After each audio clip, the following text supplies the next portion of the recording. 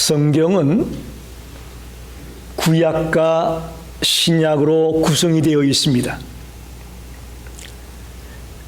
구약에 보면 하나님이 천지 만물을 창조해 놓고 그것을 다스리게 하기 위해서 마지막에 인간을 창조하십니다. 그리고 약속을 하나 맺죠. 그걸 행위 계약이다, 때로는 행위 언약이다, 그렇게 말합니다. 동산에 있는 모든 것들은 너희들이 마음껏 먹을 수가 있지만 선악을 알게 하는 선악과를 따 먹으면 정령 죽으리라. 하나님과 인간이 맺은 약속입니다. 근데 그 약속을 아담과 하와가 깨뜨리게 되면서 이 땅에 죄악이 들어오게 되죠. 죄의 싹은 사망이라고 하지 않았습니까? 죄로 말미암아 인간은 죽을 수밖에 없는 존재가 되고 맙니다. 그러나 하나님은 자신이 창조해 놓은 이 아름다운 세상과 인간을 그냥 두고 볼 수 없습니다. 그래서 그들을 구원하려고 갖은 계획과 방법들을 동원합니다. 첫째는 족장들을 보냅니다. 아브라함, 이삭, 야곱, 요셉 같은 족장들을 통해서 그들을 구원하기 원합니다. 다음에는 모세와 여호수아 같은 지도자를 보내서 그들을 건져내기 원하고 그들을 살려내기 원합니다. 그 다음에는 사사들을 보냅니다. 드보라, 기드온, 삼손 같은 사사들을 보내서 그들을 인도하기 원하고 그들을 다시금 주님께로 돌아오게 하기를 원했습니다. 그 다음에는 왕들을 보냅니다. 다윗과 솔로몬 같은 왕들을 보내어서 그들을 하나님께로 돌아오게 하기를 원했습니다. 마지막으로 예언자들을 보내죠. 이사야, 예레미야, 에스겔 같은 예언자들을 보내서 그들이 하나님께로 돌아오기를 원했습니다. 그러나 그것으로는 하나님의 계획이 이루어지지 않았습니다. 그래서 구약의 주제는 뭐냐? 오실 메시아, 오실 예수님이 구약의 주제입니다. 족장도 지도자도 사사도 왕도 선지자도 이 구속사역을 이룰 수 없었기에 예수님이 와야 된다, 예수님이 올 거다라는 것이 구약의 핵심 메시지입니다. 사람들은 성경은 과학과 맞지 않는다, 성경은 세계 역사와 맞지 않는다라는 비판을 합니다. 그러나 그것은 잘못되었습니다. 왜? 성경은 과학책이 아니고 역사책이 아닙니다. 구원의 사건을 기록하고 있습니다. 할렐루야. 세상 어디에도 구원의 사건을 기록하고 있는 책은 없습니다. 그래서 구약은 오실 메시아를 말하고 있습니다. 신약은 오신 예수님, 오신 메시아, 그리고 마지막 때 다시 오실 메시아를 말하고 있습니다. 그래서 신약에 보면 하나님이 우리 인간과 은혜 계약을 맺게 되죠. 은혜 언약이라고 하죠. 하나님이 세상을 이처럼 사랑하사 독생자를 주셨으니 이는 저를 믿는 자마다 멸망치 않고 영생을 얻게 하려 함이라. 특별히 요한복음 1장 14절에는 영접하는 자, 곧 그 이름을 믿는 자에게는 하나님의 자녀가 되는 권세를 주었다라고 말씀하지 않습니까? 여러분, 이것은 다 은혜 언약을 말합니다. 저와 여러분이 잘나고 예뻐서 구원받은 하나님의 자녀가 된 것이 아니고 하나님의 은혜로 우리가 구원받은 자가 되었다는 이야기입니다. 이런 성경의 강대한 스토리를 이사야 선지자는 이사야 1장에서 66장까지의 말씀을 가지고 우리들에게 말하고 있는 것입니다. 그래서 지금까지 여러분 참 힘드셨을 거예요. 이사야 1장에서 39장의 말씀을 쭉 강해하면서 듣기 힘들었을 겁니다. 왜? 야단치는 이야기, 잘못됐다는 이야기, 심판하겠다는 이야기, 꾸짖는 이야기만 계속 나왔어요. 그래서 저도 오죽하면 중간에 바로 40장으로 넘어갈까라는 유혹을 받았어요. 우리 성도들이 이 자꾸 심판 얘기만 듣다 보면 쳐지지 않겠는가? 그래서 바로 40장으로 갈까라는 유혹을 제가 자꾸 받았어요. 여러분 분명히 기억하십시오. 성경은 창세기 1장에서부터 요한계시록 마지막 장까지 다 하나님의 감동으로 지어진 하나님의 말씀임을 믿습니다. 다 우리에게 필요하니까 주신 거예요. 복받는 얘기, 잘 나가는 얘기, 구원받는 얘기, 그런 얘기만 성경에 있다는 건 성경이 아니에요. 잘못됐다, 잘못하면 징계받는다, 채찍을 맞을 수 있다, 그래서 성경인 거예요. 근데 우리가 그 얘기가 듣기 싫다고 넘어간다? 이건 아니라고 생각이 됐습니다. 그래서 여러분에게 제가 칭찬드리는 거예요. 잘하셨어요. 그래도 주일마다 안 빠지고 잘 나와주셔서 너무 감사합니다. 야단치는 얘기를 함에도 불구하고 달려와 주신 건 너무너무 감사합니다. 그러나 이제 이사야 40장은 새로운 터닝 포인트가 이루어지는 장입니다. 새로운 변화가 일어나는 장입니다. 쉽게 말하면 나는 너를 잊지 않았다. 나는 너를 버리지 않았어. 나는 너를 구원할 거야. 나는 너를 축복할 거야. 희망을 가져. 할렐루야. 40장에서부터는 그렇게 메시지가 시작이 됩니다. 나는 너를 버리지 않았어. 나는 너를 모른 척하지 않았어. 나는 너를 끝까지 지켜줄 거야. 너를 구원해 줄 거야. 너를 축복해 줄 거야 라고 희망의 메시지를 우리에게 주고 있어요. 그래서 오늘 설교 제목이 희망의 메시지입니다. 희망의 메시지. 여러분, 우리는 작년 또 올해 초까지 코로나 바이러스 때문에 너무나도 고통스럽고 힘든 나날을 보냈습니다.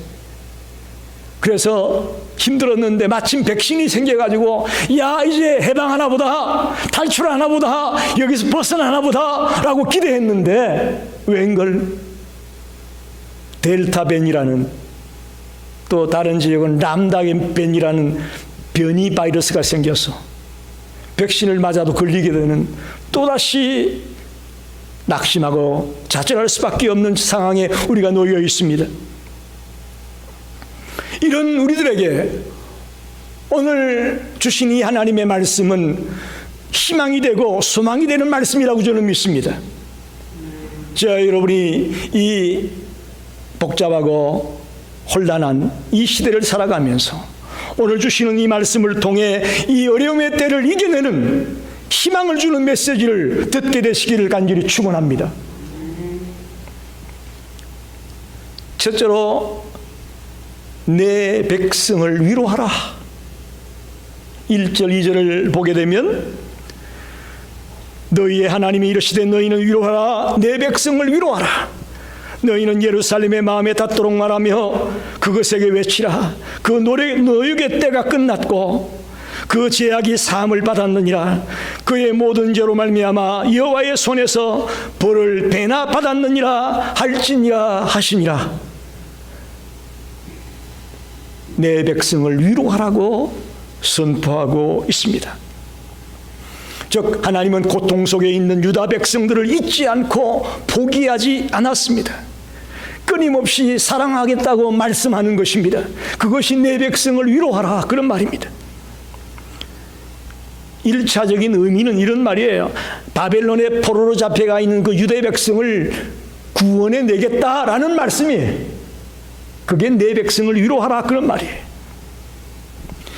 더 나아가서 2차적인 의미를 생각해 본다면 하나님께서 예수 그리스도를 통해서 죄로 말미암아 죽을 수밖에 없는 모든 인생들을 구원해낼 거다, 건질 거다. 예수를 통한 구원, 그것을 이야기하는 것이 내 백성을 위로하라, 그렇게 우리에게 말씀하고 있습니다.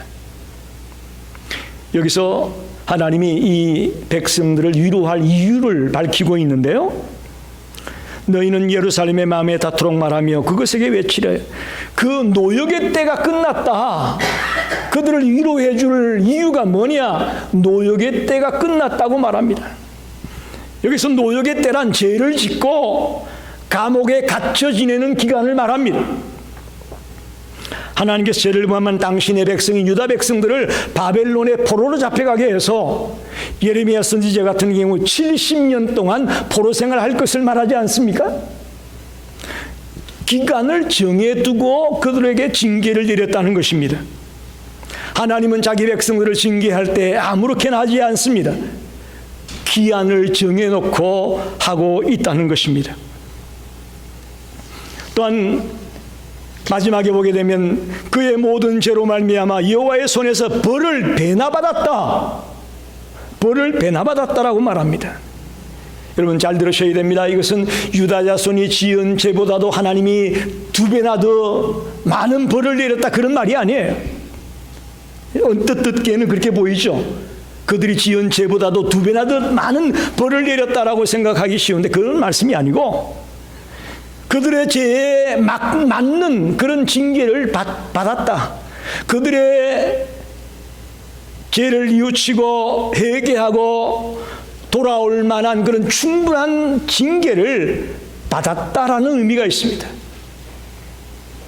우리 하나님은 완전히 우리를 내치고 끊어버리기 위해서 우리에게 벌을 내리는 분이 아닙니다. 하나님의 벌은 우리를 돌아오게 하고 우리를 살리게 하고 우리를 회복시키기 위한 가정으로 징계가 있다는 것입니다. 여러분 부모가 자식을 양육할 때 정말 잘못된 일을 했다고 호적에서 파냅니까? 한번 물어봅시다. 그런 부모는 저는 없다고 봅니다. 아무리 자식이 설령 살인죄를 지었더라도 그 자식을 호적에서 파내는 부모는 없어요. 마찬가지입니다. 하나님은 우리를 완전히 버리려고 완전히 모른 채 하려고 징계하는 것이 아니고 깨닫고 회개하고 돌아오기를 원해서 기간을 두고 그들이 변화되기를 기다리는 거죠. 인내하시는 거예요. 하나님이 인내하고 기다리는 거예요. 그것의 의미가 여호와의 손에서 벌을 배나받았다라고 표현하고 있어요. 여러분, 저와 여러분도 마찬가지입니다. 인간이기 때문에 우리가 실수하고 넘어질 때가 있어요. 그때 하나님은 인내하고 인내하며 우리를 기다리고 있습니다. 그때에 우리는 하나님이 주는 그 징계를 때론 달게 받아야 될 때가 있습니다. 어떻게 생각합니까? 거룩한 주일날 은혜 받으러 나왔다니 징계 받으라니요. 목사님 너무한 거 아니에요? 죄송하지만 너무한 얘기가 아니에요. 사실이에요. 때때로는 하나님이 우리를 너무너무 사랑하기 때문에 우리가 잘못 갈 때에 하나님은 징계하기도 합니다. 그땐 인내하며 그 고난을 감내하며 회개하고 진정으로 돌아오는 자가 되기를 바랍니다. 그것이 우리가 사는 길이에요. 하나님의 징계가 싫다고 하나님을 내팽개치고 하나님 빠이빠이 하고 세상으로 나가버린다면 우리는 희망이 없어요. 그렇지만 내가 잘못했으니 하나님이 주시는 이 징계까지라도 내가 감내해야 되겠다. 인내하며 눈물로 기도하며 그 가정을 견뎌낼 때에 우리는 하나님의 위로가, 하나님의 구원이, 하나님의 축복이 우리 가운데 넘치게 될 것을 믿습니다. 그런 의미에서의 내 백성을 위로하라, 그런 말이에요. 두 번째는 3절로 5절을 보게 되면 주의 길을 예비하라고 말하고 있습니다. 주의 길을 예비하라. 3절을 보게 되면 외치는 자의 소리여 이르되 너희는 강야에서 여호와의 길을 예비하라. 사막에서 우리 하나님의 대로를 평탄하게 하라. 그렇게 말하고 있습니다. 이게 무슨 얘기냐면 옛날에는 왕이 어느 지방에 출도한다 그렇게 얘기하면 전령이 먼저 그 지방에 갑니다. 가서 왕이 맨날 며칠 오십니다 라고 외치고 그 마을에 있는 사람을 다 불러가지고 왕의 마차가 지나갈 수 있도록 길을 평탄하게 하고 도로를 정비하면서 왕이 잘 지나갈 수 있도록 준비하도록 근고하는 거예요. 그런 일을 했습니다. 오늘 그 말과 똑같습니다. 강야에서 여호와의 길을 예비하라. 사막에서 우리 하나님의 대로를 평탄하게 하라. 하나님이 올 테이니, 예수님이 올 테이니 그걸 예비하라. 그런 말과 같은 거죠. 1차적으로는 이스라엘 백성들을 향해서 주시는 말씀입니다. 이제 하나님이 너희들을 바벨론에서 구원해 낼 테인데 회개하고 그때를 기다려라, 준비해라 라고 주의 길을 예비하라고 말씀하는 것과 같습니다. 그런데 복음서에 보면 다르게 이야기합니다. 마태복음 3장 1절에서 3절을 보게 되면 그때에 세례 요한이 이르러 유대 강야에서 전파하여 말하되 회개하라 천국이 가까이 왔느니라 하였으니 그는 선지자 이사야를 통하여 말씀하신 자라 일렀으되 강야에 외치는 자의 소리가 있어 이르되 너희는 주의 길을 준비하라 그가 오실 길을 곧게 하라 하였느니라. 이 외치는 자, 주의 길을 예비하는 자가 누구라고 말하고 있습니까? 세례 요한이라고 말하고 있습니다. 그렇습니다. 예수님이 이 세상을 구원하기 위해 이 땅에 오실 때에 6개월 먼저 세례 요한이 태어납니다. 그리고는 그는 예수님이 오실 길을 평탄케 하기 위해서 곳곳에서 복음을 전하며 회개하라 천국이 가까웠다, 회개하라 천국이 가까웠다고 외치면서 사람들의 마음을 평탄케 하는 작업을 했습니다. 그래서 실제로 예수님이 왔을 때에 많은 사람들이 그 예수의 복음을 듣고 주께로 돌아왔던 것을 보게 됩니다. 물론 100% 다 돌아온 건 아니에요. 세례 요한이 평탄케 해놨다고 100% 모든 사람이 다 돌아온 건 아닙니다만은, 그러나 돌아올 자들은 예수 믿고 구원받는 자들이 되었다는 것을 우리가 너무나 잘 알고 있습니다. 바로 세례 요한이 주의 길을 예비하는 그런 외치는 자의 소리였다고 성경은 말하고 있는 것이죠.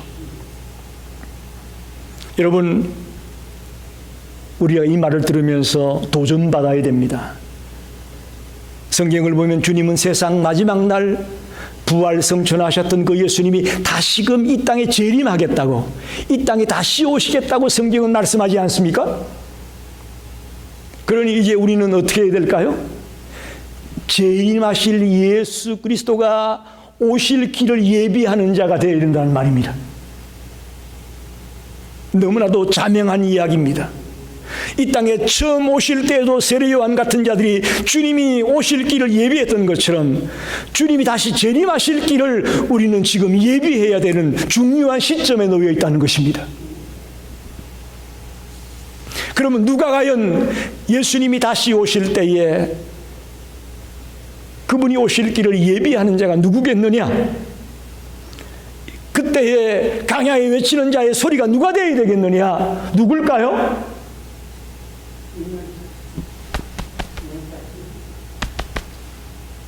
바로 저와 여러분입니다. 우리가 그 전령이에요. 왕이 오실 거야 외치면서 왕이 지나갈 수 있는 길을 평탄케 하고 준비하는 그런 전령인 것처럼, 오늘 모든 그리스도인들이 왕이 다시 오실 거야, 예수님이 다시 오실 거야 라고 외치며 주의 길을 예비하는 삶을 살아야 될 자가 바로 저와 여러분입니다. 우리 모든 그리스도인입니다. 우리 모든 성도들입니다. 저와 여러분이 이 시대의 전령임을 알고 내가 제2의 제3의 세례 요한이 되어서 곳곳마다 주의 길을 예비하는 삶을 살겠노라고 결단하는 우리 성도가 되기를 간절히 원합니다. 우리를 이렇게 생명을 연장하고 살게 해주는 목적은 거기에 있는 겁니다. 거기에 있는 거예요. 재림하실 주님이 그 오실 길을 평탄케 하고 예비하는 그 사명을 감당하라고 우리를 살려두는 거예요. 마지막 세 번째는 높은 산에 올라가 아름다운 소식을 외치라고 말하고 있습니다. 높은 산에 올라가서 아름다운 소식을 외치라. 9절을 보겠습니다. 아름다운 소식을 시온에 전하는 자여, 너는 높은 산에 오르라. 아름다운 소식을 예루살렘에 전하는 자여, 너는 힘써 소리를 높이라. 두려워하지 말고 소리를 높여 유다의 성읍들에게 이르기를 너희의 하나님을 보라 하라. 무슨 말일까요? 이 주의 길을 예비하는 자들이 외칠 때에 취해야 될 태도, 어떤 태도로 해야 되는가를 우리에게 말하고 있습니다. 첫째는 높은 산에 올라가라. 이건 무슨 말일까요? 내가 있는 이 지역에서만 복음을 전하는 것이 아니고 높은 산에 올라가서 온 예루살렘과 온 유다와 온 지구촌에까지 이 복음을 전하라는 메시지가 높은 산에 올라가서 외치라고 말하고 있습니다. 옛날에는 오늘처럼 셀폰도 없고 전화기도 없고 하니까 봉화라는 거 아시죠? 봉화. 산 꼭대기에 불을 피워가지고 신호를 보냈잖아요. 높은 산에서 모든 사람이 다 볼 수 있도록 소식을 전했죠. 마찬가지입니다. 높은 산에 올라가 외쳐라. 저와 여러분이 주의 길을 예비하는 자입니다. 어떻게 해야 됩니까? 높은 산에 올라가 외쳐야 됩니다. 모든 사람에게 외쳐야 됩니다. 할렐루야. 내 직장 동료들에게, 내 가족 친지들에게, 내 동창들에게, 나를 아는 모든 분들에게, 심지어는 내 옆집에 사는 사람들에게까지라도 이 복음을 외치려는 그런 태도를 우리가 가져야 된다는 것입니다. 두 번째는 힘써 소리를 높이라. 이것은 자신 있게 전하라는 거예요. 여러분, 자신이 없으면 우리가 소리가 기어 들어가잖아요. 그죠? 자신이 있게 소리를 높여 외치라, 그렇게 말하는 거예요. 여러분, 예수 그리스도로 말미암아 구원받은 거 믿습니까? 자신 있어요? 당당합니까? 그렇다면 여러분 당당하게 외치세요. 나 죄로 말미암아 죽었던 사람입니다. 그러나 예수 만나 내가 구원받고 하나님의 자녀가 되었습니다. 당당하게 외치는 거예요. 당당하게. 자신 없는 말로 삐죽삐죽 할까 말까 그런 모습으로 우리가 복음 전할 수 없어요. 담대하게 높은 소리로 외치라고 우리에게 당부합니다. 세 번째는 두려워하지 말고 소리를 높여라, 이렇게 말하고 있습니다. 우리가 주의 길을 예비하기 위해 복음을 전할 때에, 아름다운 소식을 전할 때에 두려워하지 말고 전하라고 말씀합니다. 이거 무슨 말입니까? 복음 전할 때에 환난이 있고 핍박이 있고 박해가 있다는 거예요.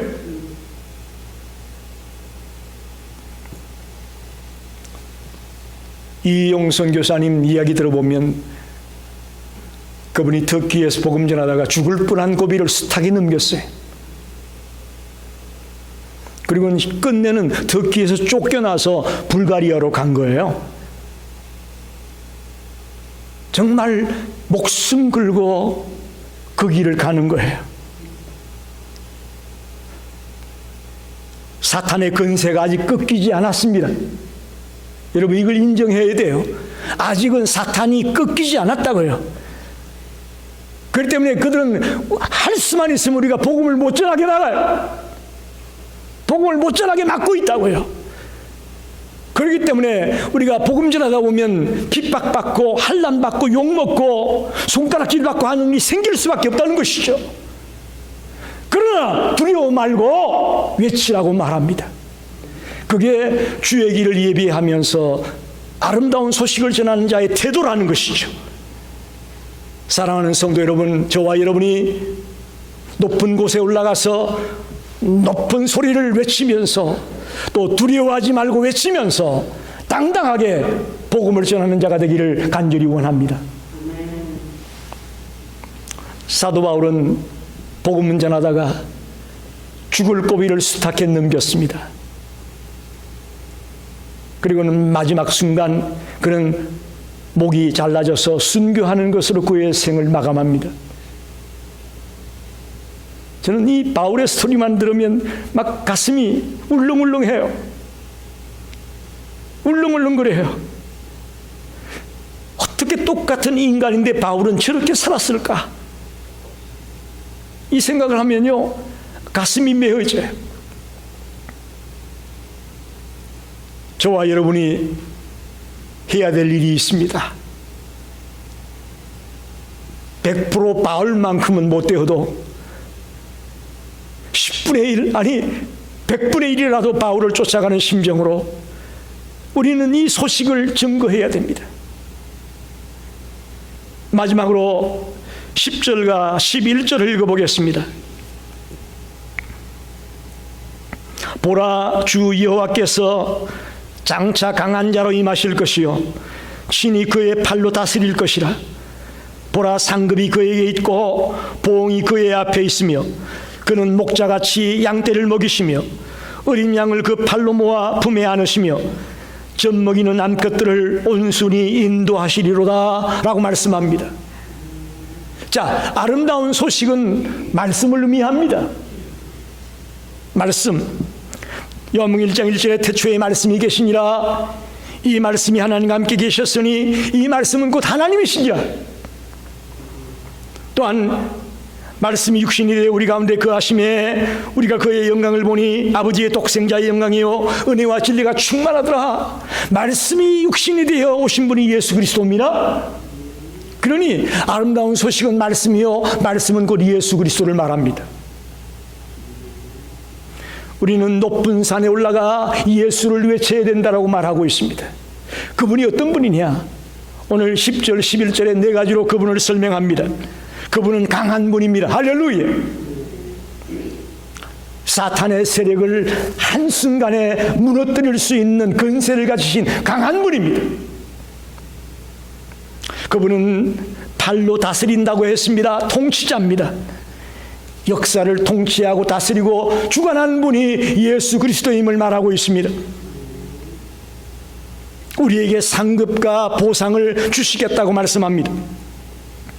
예수님은 우리에게 상급을 주십니다. 응답을 주십니다. 생명을 주십니다. 구원을 주십니다. 할렐루야. 이 상급과 보응을 주기 위해 오시는 분이라는 것이죠. 마지막으로 예수님은 목자라고 말하고 있습니다. 목자는 양을 지키고 인도하시는 분입니다. 시편 23편에 다윗은 노래하지 않습니까? 여호와는 나의 목자시니 내가 부족함이 없으리로다.